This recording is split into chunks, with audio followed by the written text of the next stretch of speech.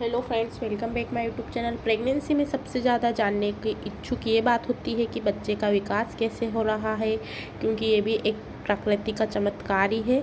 इंसानी कोशिकाओं का एक समूह है जो हमारे नज़रों से ओझल रहता है, यानी हमको नहीं मालूम रहता है बच्चा पेट में जब रहता है कि उसके कौन कौन से अंग बन चुके हैं और कौन से महीने में कौन सा बच्चे का डेवलपमेंट होता है, क्योंकि ये सीरियल वाइज चलता है, क्रम अनुसार चलता है।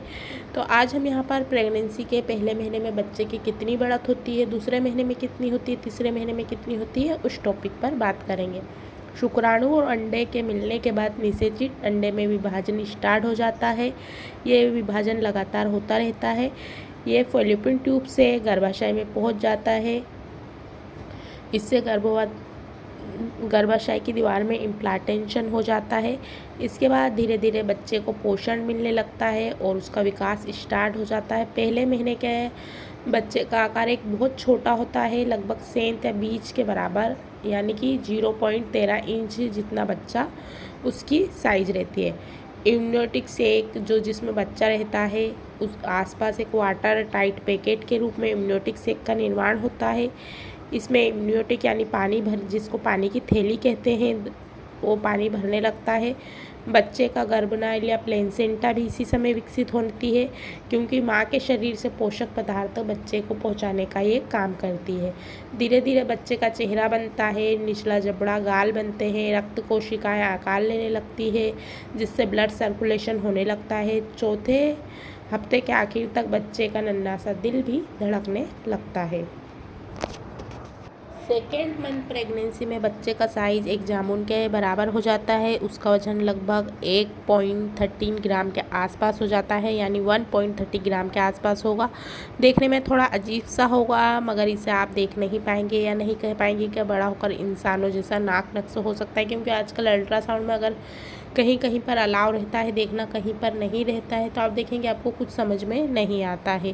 धीरे धीरे बच्चा खुद आकार लेता है। आपके परिवार में या माता पिता के जैसा ही उसका नाक नक्शा ये रहता है। उसकी आकृति मुड़ी हुई ट्यूब जैसी होती है, जिसके एक सिरे पर सिर है, दूसरे सिर पर उसका निचला हिस्सा। इन दोनों सिरों के बीच उसकी स्पाइनल कार्ड है, जिसके बनने की अभी शुरुआत हुई है। इसी तरह उसके गर्भनाल या जो प्लेसेंटा रहता है, उसका भी डेवलपमेंट धीरे धीरे चालू होता है। 10,000 गुना उसका साइज बढ़ चुका होता है।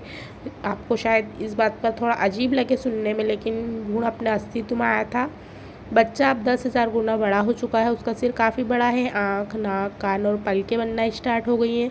उसके दिल के टिश्यू बन चुके हैं और दूसरे महीने के छठे हफ्ते में उसकी धड़कनों की आवाज़ आप अल्ट्रासाउंड में सुनी जा सकती है। उसके हाथ और पैर मछली के फिन की तरह हैं, जालीदार हैं। अभी उनमें उंगलियां नहीं बनी हैं।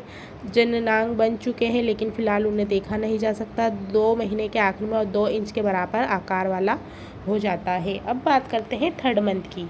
प्रेगनेंसी के थर्ड मंथ में अक्सर महिलाओं को जी मचलाना, उल्टियाँ होना या किसी भी तरीके के स्मेल आना बहुत नॉर्मल बात है और स्वाभाविक बात है। तो आप इसको नॉर्मली सिम्टम्स से बिल्कुल ज़्यादा घबराइए नहीं।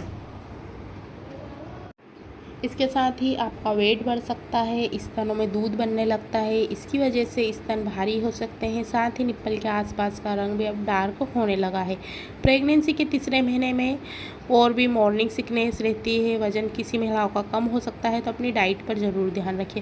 इस दौरान पेट और स्तन बढ़ने लगते हैं, जिसकी वजह से पेट और स्तनों पर स्ट्रेच मार्क्स आपको नज़र आ सकते हैं। हार्मोनल चेंजेस के कारण पेट के निचले हिस्से पर काले रंग की लकीरें उभर सकती हैं, इसे लीनिया नाइग्रा कहते हैं। प्रेगनेंसी के आपको तीसरे मंथ में ये नज़र आ सकती हैं।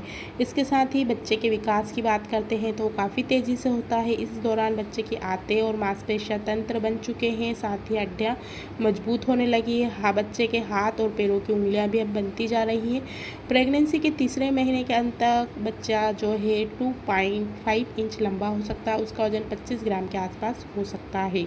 इस दौरान बच्चे का हार्ट काम करना स्टार्ट कर देता है। और आपको प्रेगनेंसी के दौरान तीसरे महीने में कौन से टेस्ट करवाने चाहिए? एक तो आपको अपनी डाइट का ध्यान रखना चाहिए, एक्सरसाइज करते रहना चाहिए, इसके समय पर डॉक्टर से मिलते रहना चाहिए।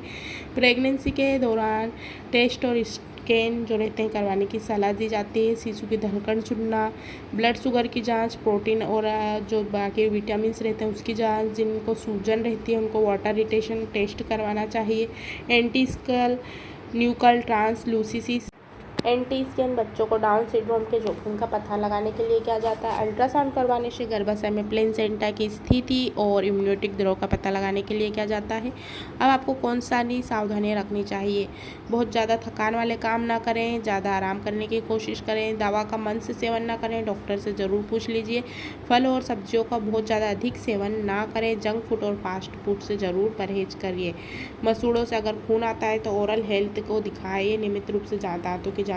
प्रेगनेंसी के दौरान कुछ भी ऐसी चीज़ दिखती है जो आपको कंफर्ट नहीं लगती है, बहुत ज़्यादा अति होती है, तो तुरंत अपने डॉक्टर को ज़रूर दिखाइए। आज की वीडियो में इतना ही। वीडियो पसंद आए तो लाइक ज़रूर कीजिए, चैनल को सब्सक्राइब कीजिए। Thanks for watching for this video.